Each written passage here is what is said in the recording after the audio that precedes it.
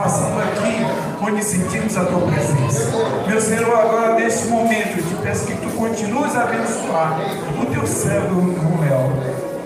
Abençoa ele, Deus, em tudo que ele vai dizer. Sei que está a tua mão por trás.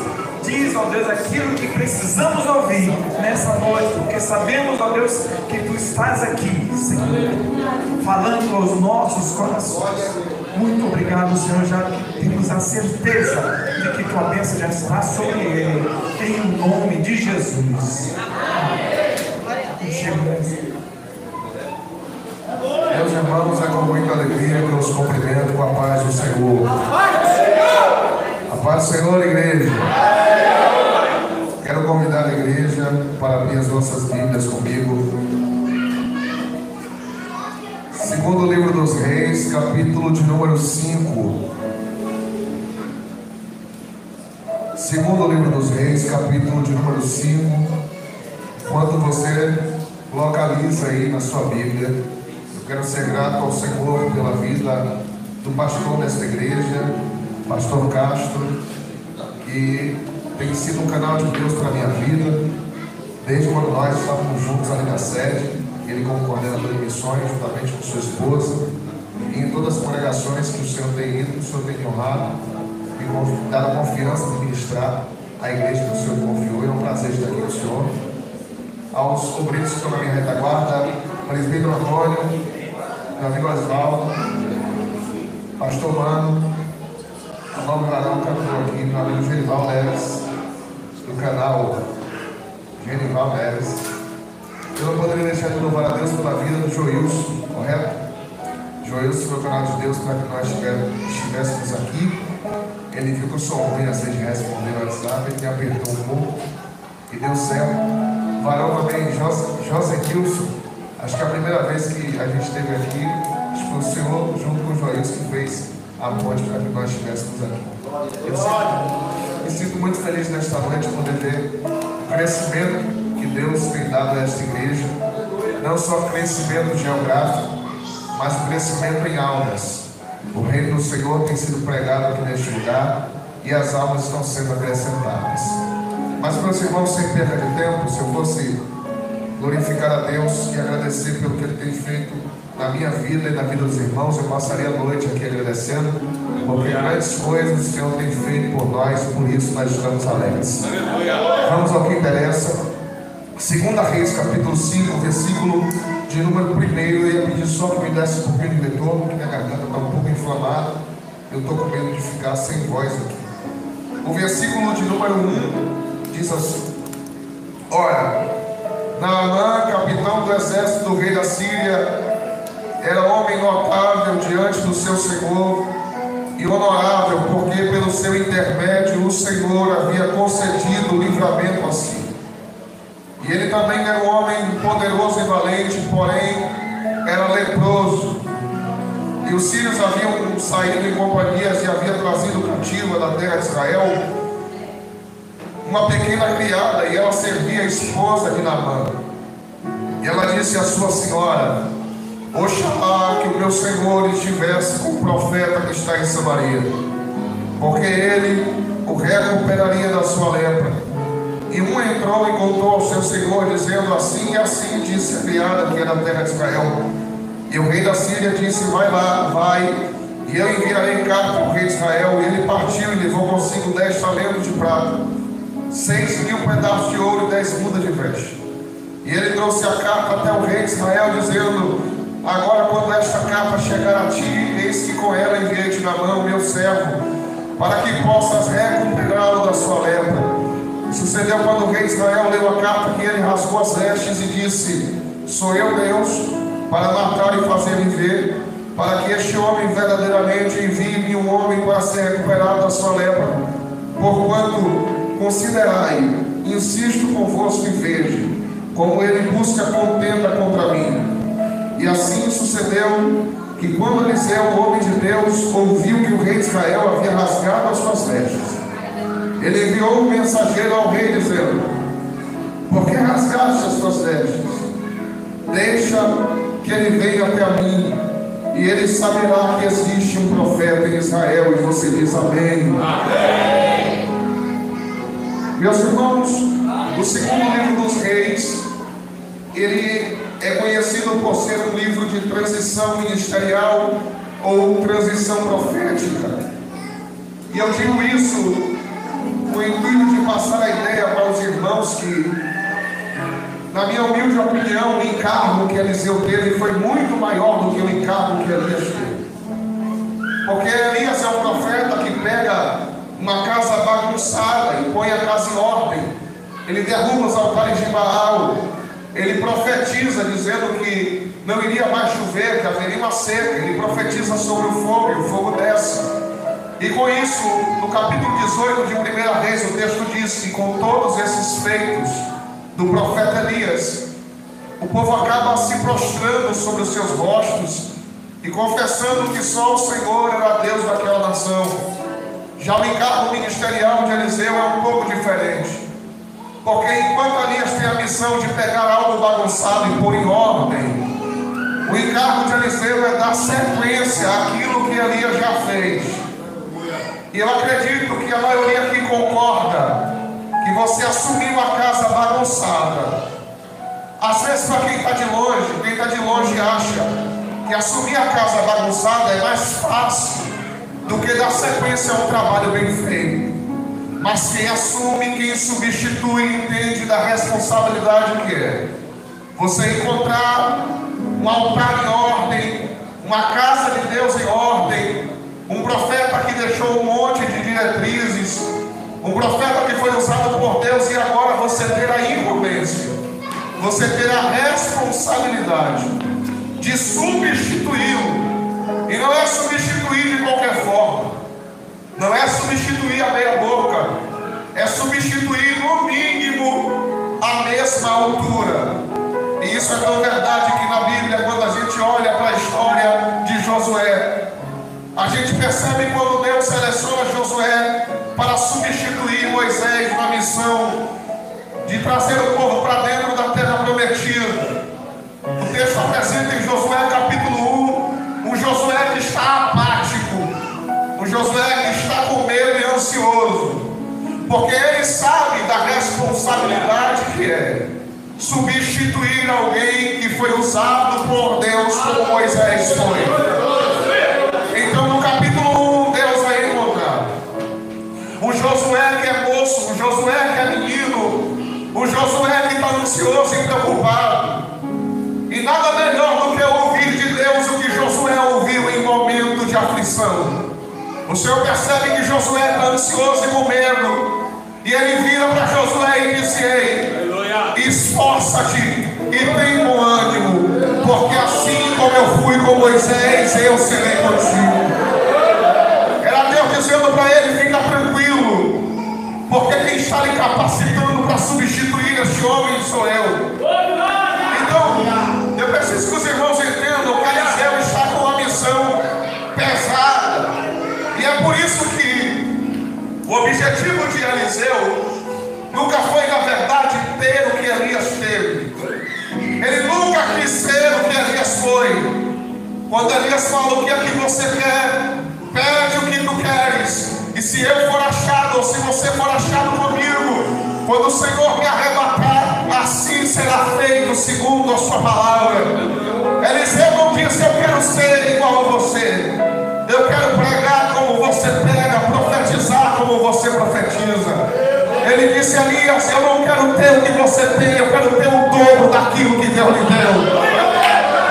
Sabe, irmãos, a gente tem que parar desse pensamento medíocre de achar que a unção que Deus tem para mim é exatamente a mesma que Ele tem para você. O que Deus está dizendo é: não queira a unção de Leonardo Cunha, não queira a unção do pastor Castro, queira a unção do Espírito, porque a unção do Espírito é ilimitada.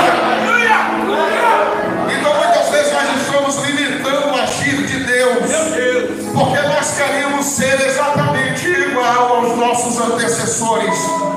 E Deus está dizendo: eu quero fazer uma coisa nova, eu quero levantar um povo novo, eu quero levantar a igreja, eu quero edificar uma igreja forte. E muitas vezes a gente está limitando o agir de Deus. Por quê? Porque os Eliseus de hoje querem ser exatamente como Elias foi, e Deus está dizendo: eu não tenho a mesma porção que que eu tinha para Elias. A porção que eu tenho para essa geração é uma porção maior do que eu tinha para a geração passada. Isso é tão verdade, irmãos, que João Batista entendeu isso. João Batista estava batizando no deserto da Judeia. E João Batista, ele era aquele que preparava o caminho de Deus, o caminho do Senhor. Ele foi aquele que endireitou as veredas para que Jesus começasse o seu ministério. Mas João, com toda essa autoridade e unção e crescimento ministerial, o ministério dele já estava tão grande que dois dos maiores discípulos da igreja de Jesus, eles congregaram na igreja batista, porque a batista veio antes da nossa. Tudo começou com a batista. Quando Jesus chegou para começar o seu ministério, não era a igreja pentecostal que estava lá.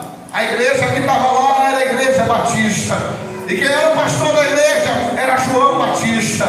Lá não tinha línguas estranhas, lá não tinha batismo com fogo, lá não tinha dor do Espírito Santo.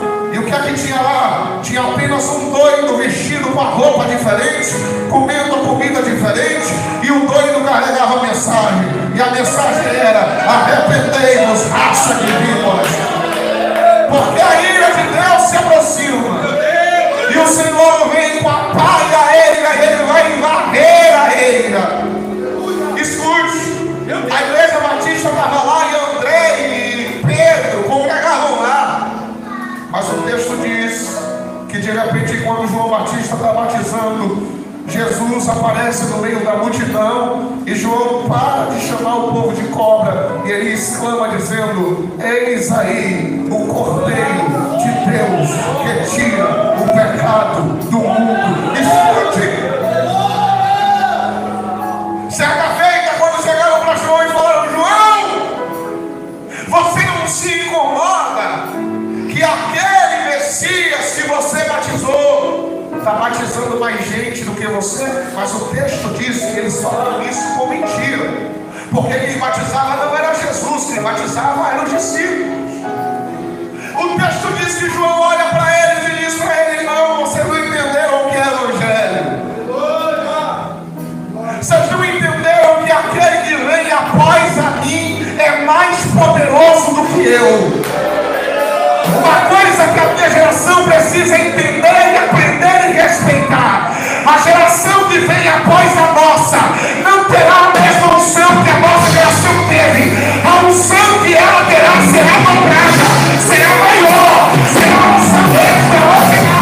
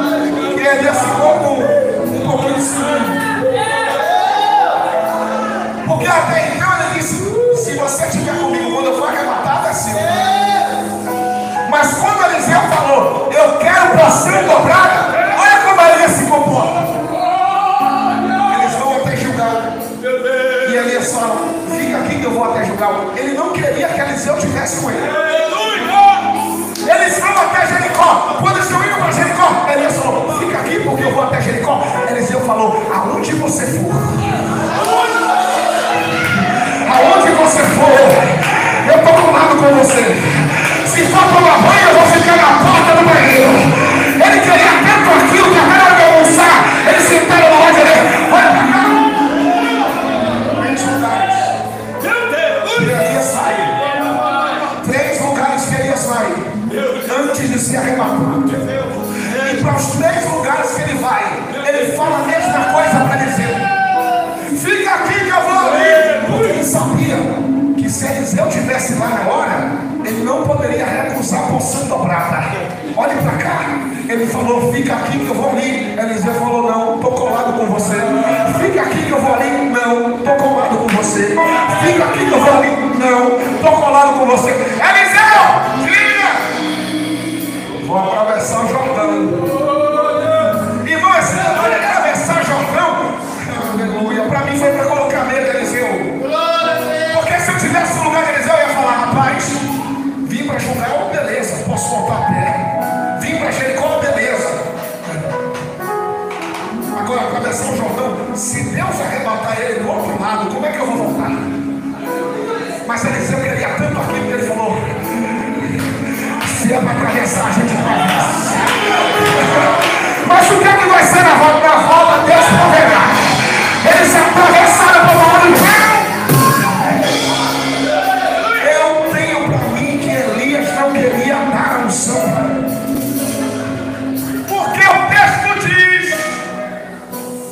Veio carruagens e cavalos de fogo e fizeram separação entre eles. E um redemoinho envolveu Elias e Deus o tomou. Elias está subindo e a capa também. Irmãos, Elias não queria soltar aquela capa. Só que diga para quem está do teu lado: a capa não vai subir. Não diga para ele: não diga para o arrebatamento, a capa não sobe. Ele queria segurar. Eliseu falou: meu pai, sobe a minha capa, sobe a minha capa. A capa caiu. Eliseu pegou, bateu no Jordão a Deus. Quem está comigo nessa palavra?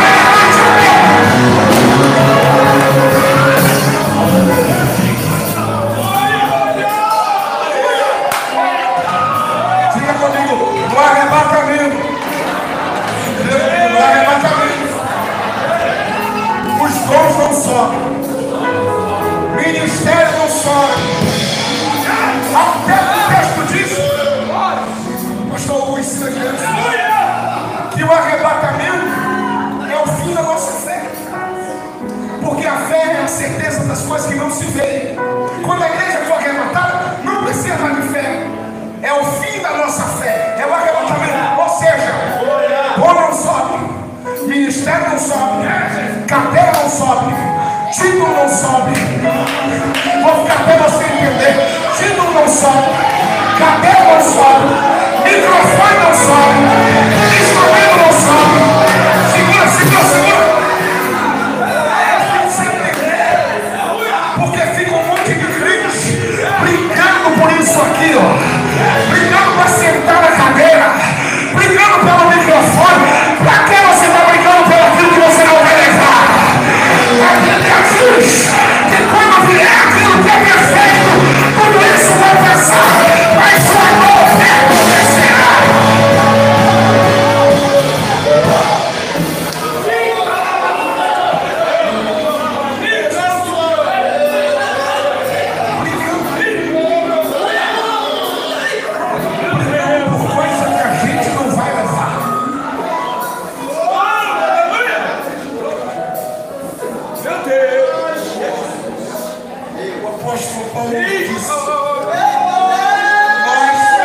Considerar os nossos irmãos como superiores a nós mesmos.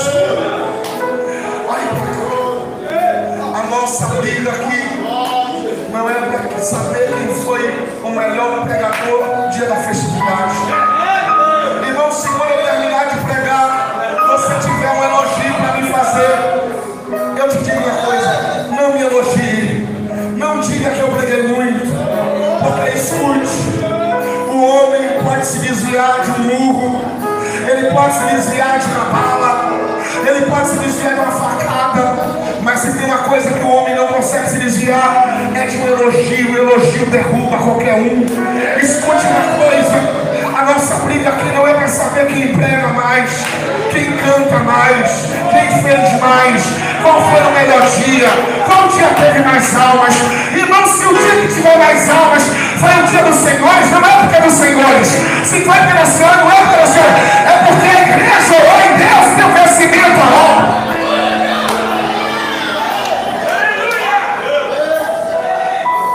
Eliseu assumiu o ministério de Elias e ele já começou fazendo milagre. Pega a capa, bate na água. Irmãos, tem uma tradução que eu tenho em casa, se eu não me engano é a tradução de Nelson. Ela disse que quando Elias bateu com a capa no Rio Jordão a primeira vez, ela disse que ele bate e não acontece nada. Na verdade, quando você lê o texto diz assim, ó, e ele bateu com a capa no mar e clamou: aonde está o Deus de Elias? É assim que está na maioria das traduções. Mas tem uma tradução específica que diz assim, ó, que ele bateu com a capa e quando ele bateu não aconteceu nada. E então ele clamou: aonde está o Deus de Elias? O que é que essa tradução está fazendo Eliseu entender? Que não tem a ver apenas com a capa, tem a ver com o Deus da capa. Irmão, não tem a ver com o lenço, tem a ver com o Deus que estava no lenço. Não tem a ver com a sombra de Pedro, que os enfermos eram depositados para ver se ele era o Deus que estava na vida daquele homem. É por isso que a história diz. Agora nós somos de Deus aqui que gostam de estudar, sabem quem foi Charles Spurgeon? Ou melhor, Jonas Edwards. Ele pregou um sermão chamado Pecadores na mão de um Deus irado. A história diz que ao terminar de pregar esse sermão, ele dizia que o que separava os homens do inferno era apenas a mão de Deus que estava segurando os homens, e que se Deus tirasse a mão, naquele mesmo momento todos nós estaríamos dentro do inferno. O texto diz que aquele homem tinha jejuado e orado por 3 dias pedindo a Deus a nova Inglaterra. E quando ele termina de pregar aquele sermão, os homens estão se agarrando na pilastra, porque eles estavam sentindo como se tivesse caído no inferno. Ele faz parte da história do avivamento da nova Inglaterra. Aí a história diz que semanas depois teve um jovem que pegou o sermão dele e começou a pregar. E ele pregava, e pregava, e pregava. E quanto mais ele pregava, mais o povo dormia, dormia, dormia. Era a mesma entonação de voz, era o mesmo sermão, era a mesma recitação de palavras, era o mesmo vernáculo, mas a unção e o Deus de Jonas Edwards não estava nele. O que eu estou falando para você, que não adianta a gente copiar quem tem, não adianta parecer com quem tem, não adianta usar a Bíblia de quem tem, não. Tem um preço a ser pago, tem uma oração a ser feita. Levante a mão que eu vou liberar. Se você está orando, se você está buscando a Deus, se você está consagrando a sua vida a Deus, não precisa imitar ninguém. A sua hora vai chegar e Deus vai usar.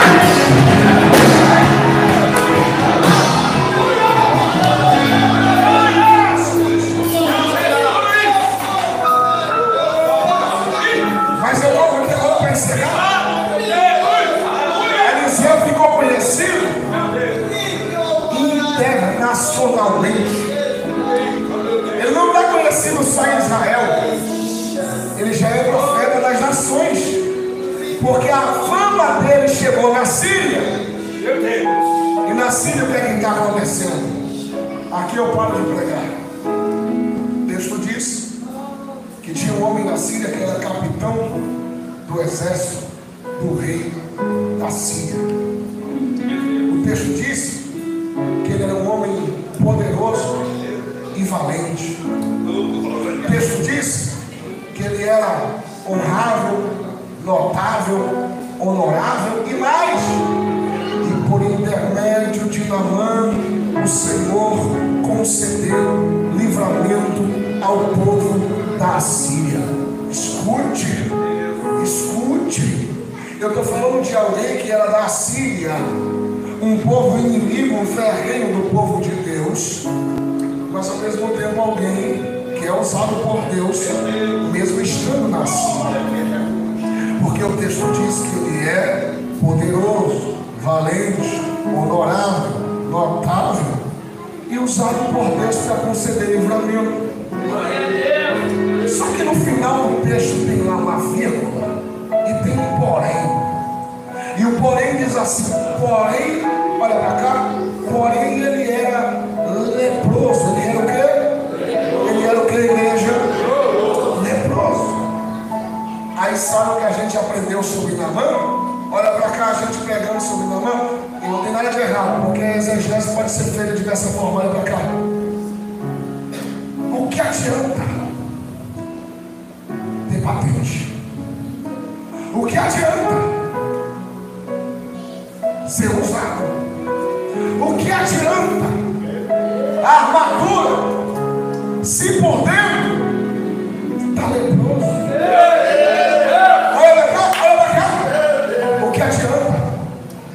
Isso aqui a gente usa especificamente quando a gente conhece o pecado de alguém, a falha de alguém.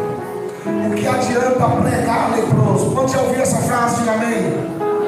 Quem já ouviu essa frase, diga amém. O que adianta cantar no grupo se está leproso? O que adianta reger se está leproso? O que olha para cá, em momento nenhum a Bíblia diz que Naamã está leproso porque Naamã pecou.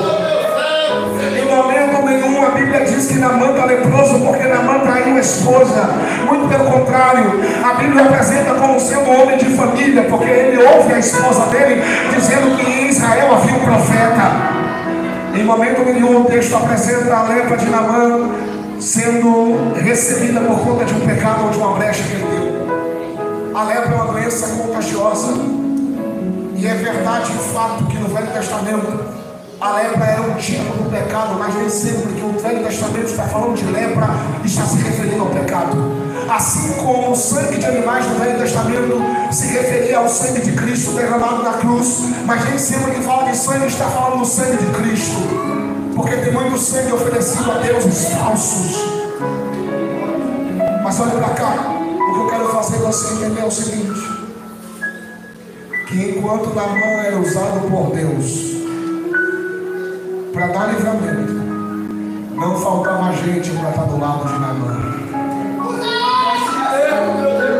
Enquanto Naamã era usado por Deus para dar livramento, era muita gente para dizer: Naamã, vem cá, deixa eu tirar uma foto com você. Olha para cá, enquanto Deus estava usando Naamã, a mesa de Naamã estava cheia. Era amigo que chovia dentro daquela casa. O problema foi quando a lepra chegou. Porque quando a lepra chegou, alguém disse: não presta mais. Quando a lepra chegou, alguém disse: não vale mais. Porque as pessoas são assim. Enquanto Deus te usa, tem muita gente voltando com você.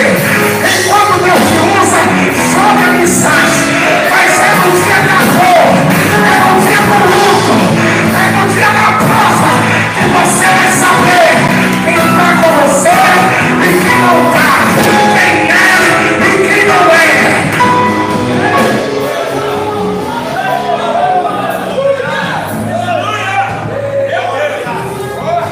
A gente bate tanto em Naamã, mas um dia a gente está na pele de Naamã. Por quê? Porque enquanto você pega, enquanto você canta, vem cá, você é meu amigo, deixa eu tirar uma foto com você, vou te pegar lá. Enquanto Deus está te abençoando, não falta gente para estar com você. O texto, capítulo 5, versículo 1, apresenta 6 qualidades de Naamã. Quantas qualidades eu falei? 6. Quantas, igreja? 6. E quantos defeitos apresenta? Quantos? Um defeito. Sabe o que a gente faz? A gente rasga todas as qualidades. E a gente diz, a gente vai fazer ele ser conhecido não pelas qualidades, ele vai ser conhecido pelo defeito. Olha lá o leproso, dizia que era capitão, mas estava leproso. Dizia, eu vou pregar o que Deus está colocando em minha boca. Dizia que era usado, mas estava leproso. Dizia que era isso, mas estava leproso. Aí Deus está dizendo, no dia que todo mundo foi embora, eu permaneci do teu lado, porque eu não valorizo você pelo que você tem, eu te valorizo pelo que você tem.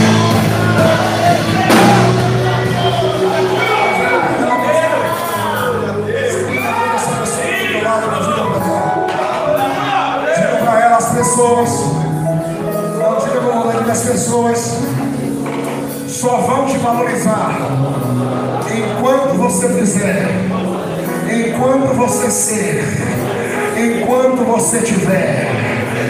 Mas diga para ele, se alegra, porque quando todo mundo vai embora, no apagar das luzes, quando você tranca a porta do teu quarto, tem um Deus que está dizendo, está leproso, mas eu não desisto de você.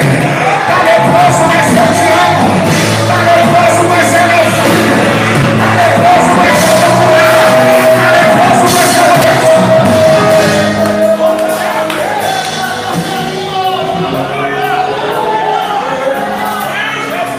Eu sou diretor aqui, ficou baixo.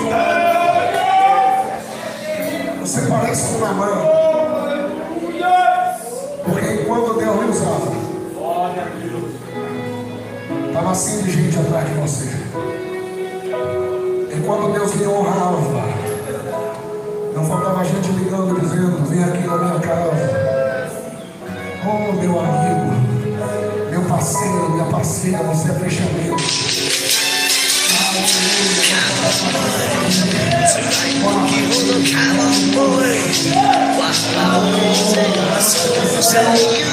Quando eles conheceram o teu defeito, eles te abandonaram. Eles te deram nas costas. Escute isso aí. Sabe por que Deus permitiu que algumas pessoas conhecessem você pelo lado de dentro? Porque Deus queria mostrar para você quem te ama pelo que você oferece e quem te ama pelo que você é. Eu conheço gente que antes da lepra tratava mal o pai, tratava mal a mãe e amava os amigos, mas depois da lepra aprendeu a honrar pai e mãe. Eu conheço gente que não ouvia a esposa, não ouvia o marido, só ouvia os amigos da cachaça, mas depois da lepra ele voltou a ser de família. Deus está dizendo, eu permiti a lepra para mostrar que te ama de verdade.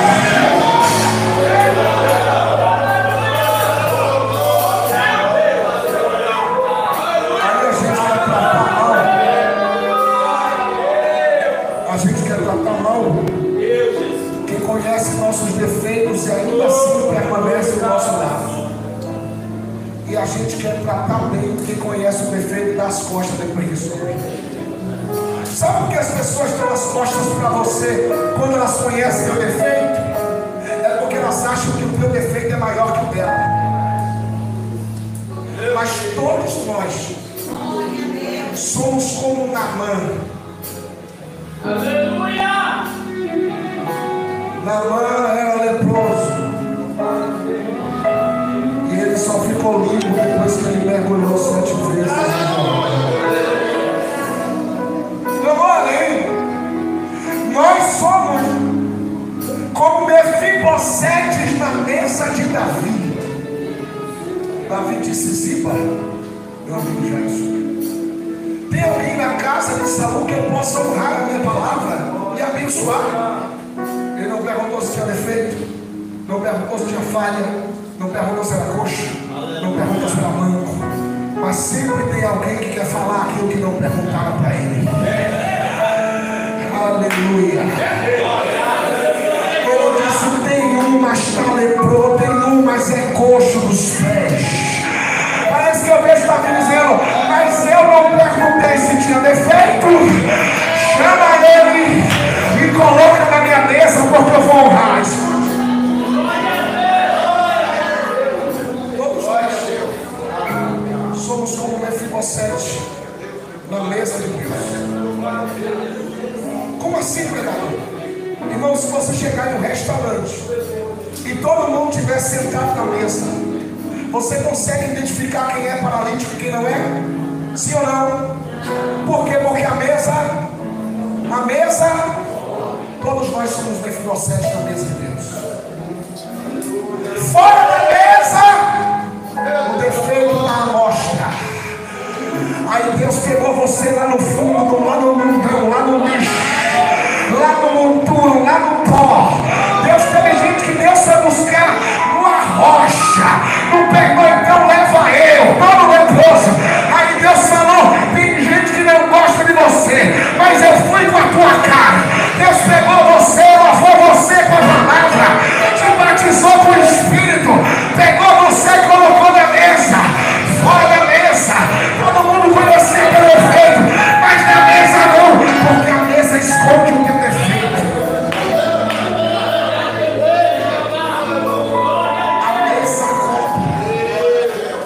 A mesa de Deus é a mesa da misericórdia.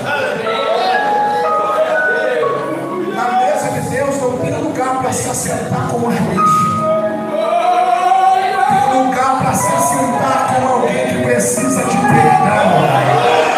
Eu não estou na... Levante a mão que eu vou liberar. Eu não fui colocado na mesa de Deus para ser juiz do meu irmão. Eu vou pegar o que Deus está mandando eu pegar. É muita gente para julgar, é muita gente para bater e pouca gente para estender a mão. Mas Deus está dizendo, eu te levantei para falar, para estender a mão, para levantar de mais. Oh meu Deus, você pode ter glória a Deus.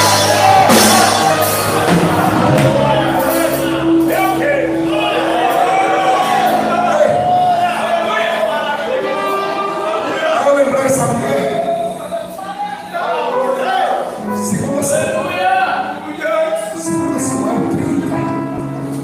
Segunda Samuel 30. Davi está chegando em Ziclag. E Ziclag tinha sido devastada pelos amalequitas. Davi saiu para a guerra e não deixou ninguém na retaguarda. Quando Davi chegou em Ziclag, os amalequitas tinham saqueado a cidade, tocado fogo nos muros e nos portões e levado as mulheres como escravas. O texto diz que Davi fica desesperado, sem saber o que fazer. O povo quer apedrejar Davi. E Davi chama Abiatar, o sacerdote, e diz: traz-me aqui a espola sacerdotal que eu quero consultar a Deus. Irmão, não há nada melhor do que no momento de aflição você consultar a palavra de Deus. O texto diz: e quando Abiatar vem com a espola, aparece um moço lá do Egito. E o moço está fraco, está doente, está sem comer há 3 dias, sem beber há 3 noites. Ele está meio morto. Davi olhou para ele e disse: quem é você? Da onde você veio? Ele disse: eu sou o exército dos egípcios e eu vim lutar contra os cuxitas, quando de repente devastaram a gente no campo de batalha. E quando eu caí no chão, o exército me deixou para trás. Olha para cá, porque tem gente que parece com o exército do Egito. Quando vê alguém caindo, deixa para trás. Só que Deus não chamou a igreja para deixar ninguém para trás. Quando Davi viu aquele moço naquela condição, ele disse: olha, eu não te conheço, não sei teu nome, não sei tua origem, mas está aqui, eu tenho pão para você, tenho água para você, tenho bolo para você. Todos estão entendendo o que eu estou pregando?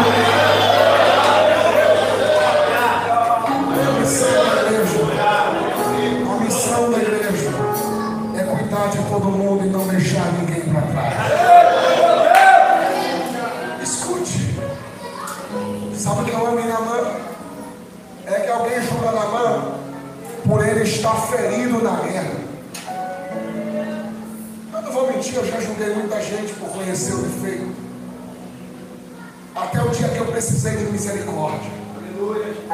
Porque você só exerce misericórdia quando você aprende que você também precisa dela.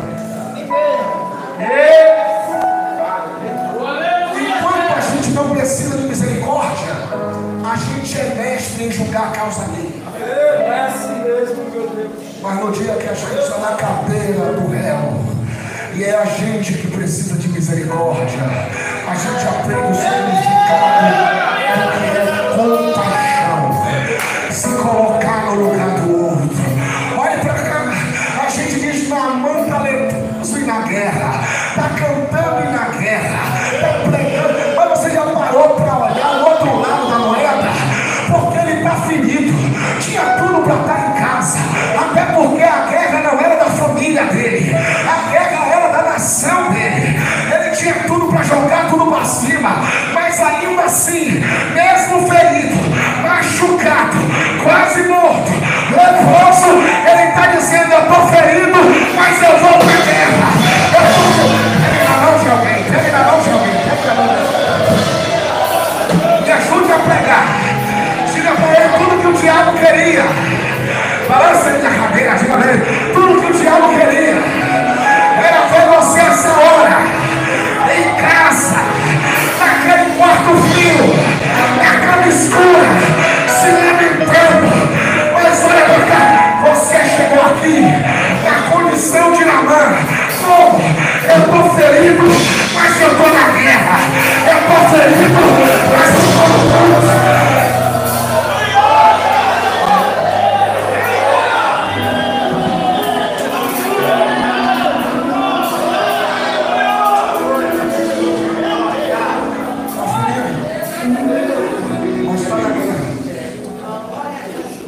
Está ferido, mas está no campo de batalha. Ei, aqui não é lugar de gente sã, não. Jesus disse: eu não vim para quem é são, eu vim para quem é doente.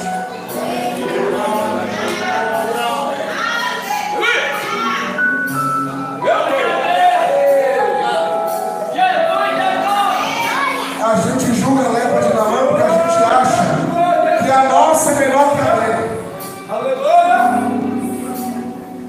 Mas é melhor agora, porque toda lepra, se você não cuidar, ela se espalha. Entre exercer juízo e exercer misericórdia, assim eu defino exercer misericórdia. Escute.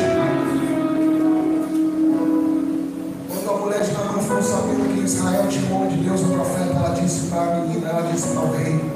Alguém contou para o rei, e o rei mandou Naamã até o profeta. E o profeta disse para Geazi: diga para Naamã, se ele quiser ficar curado, que ele tem que mergulhar no Jordão 7 vezes. Aí Naamã foi irado, porque o problema do leproso não é só a lepra. O problema da lepra é que quando ela entra, ela faz você pensar que as coisas têm que ser do seu jeito. Ele está leproso, precisando de cura, e ele escolheu a forma que Deus tem que curar ele. Ele disse: não, eu achei que o profeta viria, colocaria a mão na minha cabeça, oraria por mim e eu seria curado. E eles estão dizendo: não é do seu jeito, aqui não é a Síria, aqui é Israel. Em Israel o tratamento não é segundo a vontade do capitão, é segundo a vontade do rei.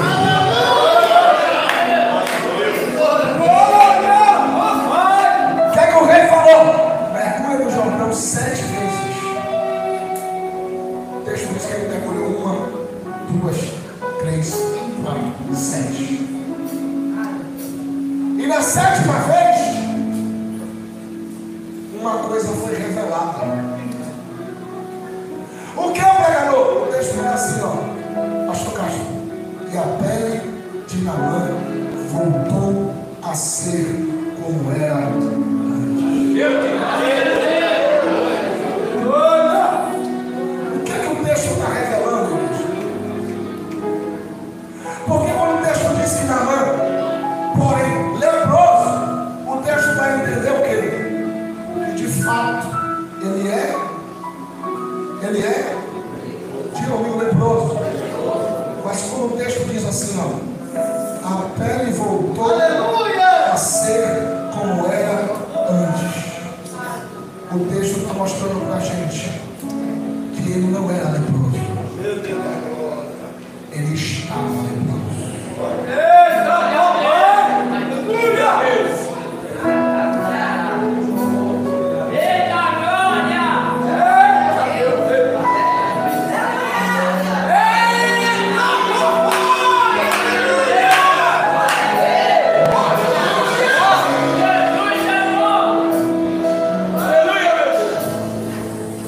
Se alguém chega para mim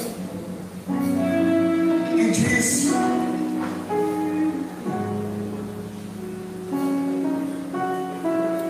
que Naamã era leproso, que Naamã é leproso, a ideia que dá é que ele nasceu leproso, cresceu leproso e está prestes a morrer leproso. Mas quando o texto apresenta essa outra verdade que é a pele voltou. Voltou a ser como era. Não tem como voltar a ser se você não era. O que é que o texto está dizendo? É que as pessoas estão olhando com muito respeito, Carlos, para o momento de Naamã e estão dizendo: ele é leproso. Só que o céu está dizendo: ele não é, ele está. Não, vou repetir. Ele não é, ele está. Pega uma qual diferença. É que você não é pecador, você não é adúltero, você não é prostituta. É uma fase ruim da sua vida. Você não é o que os outros dizem que você é. Você é o que Deus diz.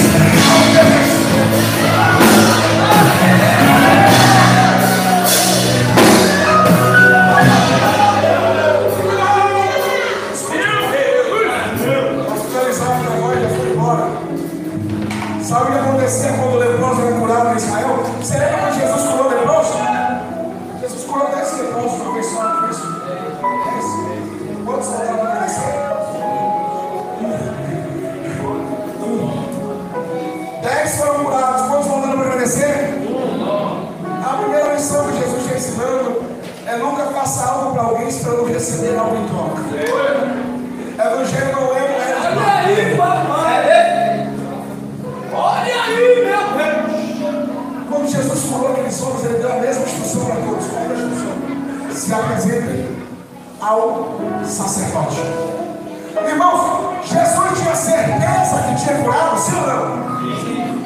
E por que mesmo tendo certeza ele não se apresentar? Porque o processo da cura é o seguinte: o sacerdote foi curado, se apresenta ao sacerdote. Leproso curado, se apresenta ao sacerdote. E aí? O sacerdote pegava, ele trazia 2 pombas para o altar. Uma pomba era solta. Quando alguém via aquela pomba voando, alguém dizia: um leproso foi curado. A oferta foi apresentada. E a outra pomba, o sacerdote cortava ela no altar. O sangue era derramado na bacia. Ele pegava um galho de sopa, mergulhava no sangue. Me ajuda a pegar aqui, Carlos, por favor. Mergulhava o galho no sangue e ele fazia assim no corpo do leproso. Irmão, quem aqui já teve uma ferida profunda? Levante a mão assim. Uma ferida que deixou cicatriz. Quem aqui já teve? Levante a mão. Quem aqui tem uma cicatriz até hoje? Irmãos, quando você olha para ela, dói? Não dói mais. O máximo que pode acontecer é você lembrar, mas doer não dói mais. A cicatriz mostra que você foi curado. Quando Jesus curou aquele homem, não tinha mais lepra, mas a cicatriz estava lá. Porque a cura, ela vem com a cicatriz. Porque a cicatriz mostra que Jesus foi curado. Então, quando Jesus manda aquele homem ao sacerdote, não é porque ele não tinha certeza, porque ele tinha sido curado, mas ele ainda estava cheio de cicatrizes. E Jesus sabia que quando ele chegasse no sacerdote, o sacerdote ia molhar o galho no sangue.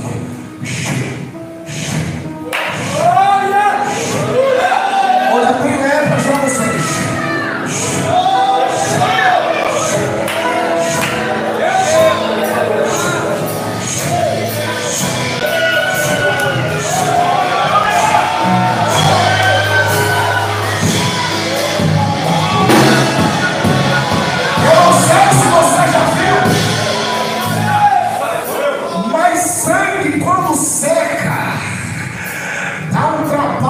Soltar, era Jesus dizendo: eu já te curei, mas agora eu vou te cobrir com o meu sangue, e o meu sangue vai secar,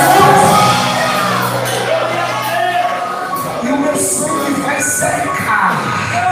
E agora, quando alguém te ver passar, vai dizer: cadê a lepra? Cadê a lepra? Eu não estou vendo, eu não estou vendo. O que você está vendo agora? Eu só vejo a marca do sangue. Eu só vejo o sangue. Quando alguém olha para você, não vê mais a lepra, só vê o sangue. O sangue, o sangue, o sangue de Jesus.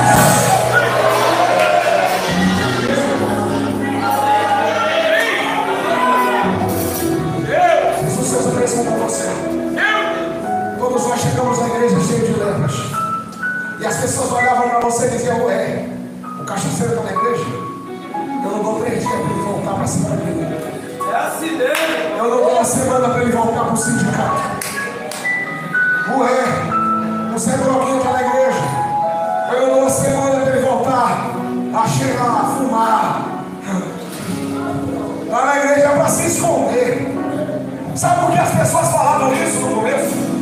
Quando você começou a visitar, as pessoas diziam: dava risada de você deu para ele. Por quê? Porque a marca da lepra estava lá. Aí Jesus disse: se eu deixar essa marca no corpo dele, Meu Deus da glória! as pessoas não vão deixar esse cara em paz. Aí o que Jesus fez com você? Ele trouxe você para a igreja leprosa. Mas quando você chegou nesse altar e levantou a mão, ele disse: agora eu te dou um banho com isso. E agora, quando as pessoas olham para você, elas dizem: não é fulano que bebia, não é fulano que fuma. Eu não consigo ver mais aquele cachaceiro. Eu só vejo Jesus aqui dentro. Eu sei.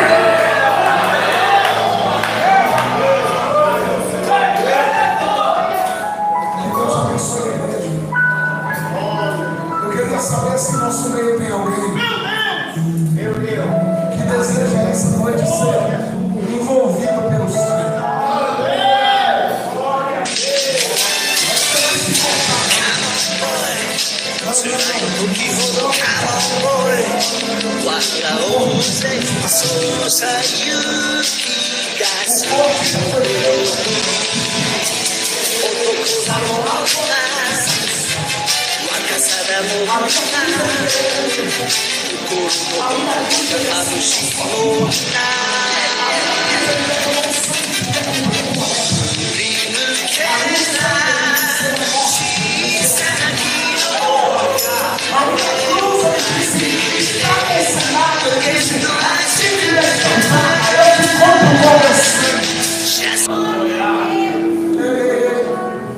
Evangelho não tem a ver com aquilo que você faz para Jesus, tem a ver com aquilo que Ele fez por você lá atrás.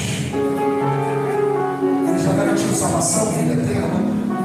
Ele disse: eu vou para o Pai, mas não vos deixarei órfãos, enviarei o Espírito Santo, eu mandei o Pai me enviará outro Consolador. Eu vou para o Pai e vou preparar lugar para vocês, para que onde eu estiver, vocês estejam também. Ou seja, está tudo pronto. Pregador, o que é que falta? Falta você fazer o que Eliseu fez. Meu Deus. O que que Naamã fez? O que Naamã fez? Ele mergulhou no Jordão 7 vezes.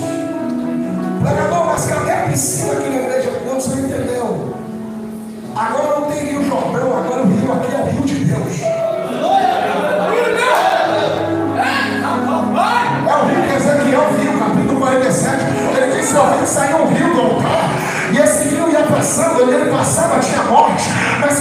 passava, gerava vida, cura, vida, cura, vida, vida, vida. Aonde eu vi graça tem vida. Eita, meu Deus!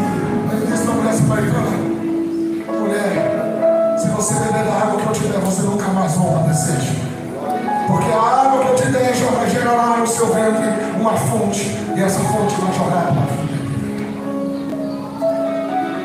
Eu quero conhecer cadê a primeira pessoa que deseja entregar a vida para Jesus esta noite. O céu está te chamando hoje a fazer uma aliança com Deus.